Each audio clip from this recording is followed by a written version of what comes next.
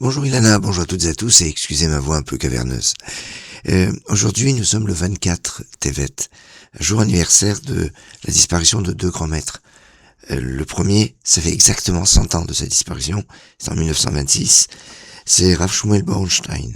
Rav Shmuel Boronstein était le rabbi de Soratchov, le fils de Rabbi Avraham Boronstein, qui est l'auteur du Glétal, un ouvrage fondamental sur les travaux interdits le Shabbat, et la Nézer, enfin un très grand Talmid Chacham, et était le petit-fils de Rabbi Menachem Mendel de Kotsk.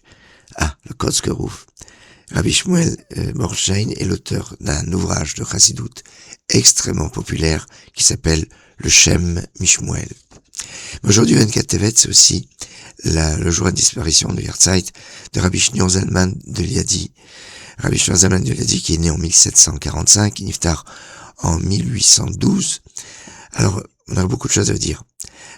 Première chose, c'est que son nom de famille, à l'époque, c'était Boruchovitch. Boruchovitch, ça veut dire de la famille de Boruch, parce son père s'appelait Baruch. Mais son père s'appelait Pesner. Le père, donc, de Rabbi Shneur Zalman de Liadi, s'appelait Rabbi Baruch Pesner. Pesner parce qu'il était originaire de Posen. On voit que les noms de famille pouvaient être soit suivant la ville dont on est originaire, soit suivant le père. Ce qui se passera, c'est que 2 générations plus tard, le Tzemar Tzedek, Rabbi Menachem Mendel, va lui s'appeler Schneorson, le fils de Shneur. Donc, lui qui était le petit-fils donc de Rabbi Shneur Zalman de Liadi. Alors, pourquoi Shneur? Shneur, c'est 2 lumières. Au nom de Rabbi Menachem Mendel de Tchernobyl, on dit en fait parce que c'était la lumière de la Torah écrite et de la Torah orale. C'est la lumière de la partie dévoilée et la partie cachée de la Torah. On sait qu'il est l'auteur d'un Shulchan Aruch qui reprend toutes les halachot d'une façon très précise, et l'auteur du Tanya notamment, mais le Torah Or, l'écouté Torah, beaucoup d'ouvrages de Chassidut cachés de la Torah. Dans le Tanya est développé notamment au chapitre 20 de Yigret HaKodesh le principe de Or Yachar ve Or Choser. Ça, c'est un principe très intéressant.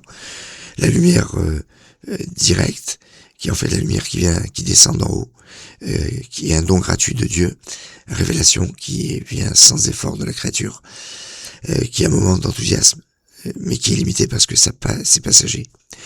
Le Or Choser, c'est la lumière qui vient d'en bas et qui est née de l'effort de l'homme, dû à un bitoul, à une évaluation de soi, un travail sur soi, une maîtrise de ses pulsions, un accomplissement concret des mitzvot.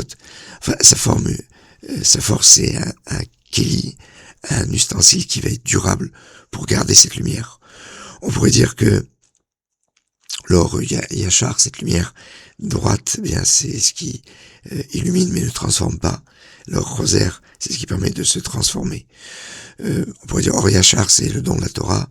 Or Choser, c'est la construction du Mishkan, du sanctuaire.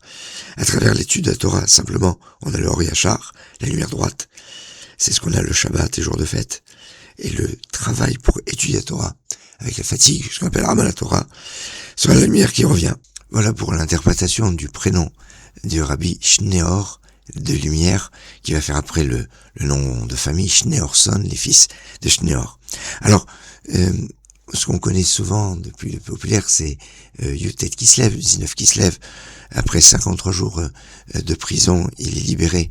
Alors parce qu'on lui avait soupçonné d'intelligence avec les Turcs, puisqu'il envoyait de l'argent en Israël pour soutenir un kollel qu'il avait fondé.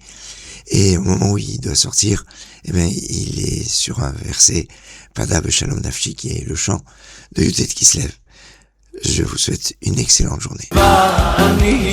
Evtach bo